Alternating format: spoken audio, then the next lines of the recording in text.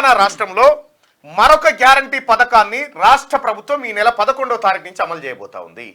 Congress party తన ఎన్నికల మేనిఫెస్టోలో ఎన్నికల ప్రచారంలో ఇచ్చినటువంటి మరో హామీ ఇందిరమ్మ ఇల్లు.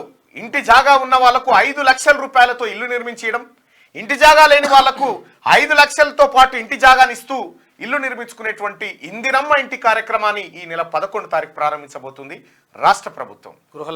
గృహలక్ష్మి పథకాన్ని ప్రారంభించబోతోంది. ఇప్పటికే ఉచిత బస్సు రవాణా, ఆ తర్వాత 10 లక్షల ఆరోగ్య బీమా, ఆ తర్వాత సిలిండర్ 500 రూపాయలకే గ్యాస్ సిలిండర్, తర్వాత 200 యూనిట్ల వరకు కరెంటు ఫ్రీతో పాటు ఈ నెల 11వ తారీఖు నాడు ఇందిరమ్మ ఇళ్ల నిర్మాణానికి శ్రీకారం చుట్టబోతుంది తెలంగాణ రాష్ట్ర ప్రభుత్వం. గౌరవ ముఖ్యమంత్రి గారు ఇప్పటికే 100 రోజుల్లో గ్యారంటీలు అమలు చేసి చూపుతామనేటువంటి ఖరాఖండి మాట ఏదైతుందో ఆ మాట నిలుపుకునే దిశగా ప్రయత్నాలు చేస్తా ఉన్నారు. 6 ఇప్పుడు 5 వచ్చినట్టు లెక్క.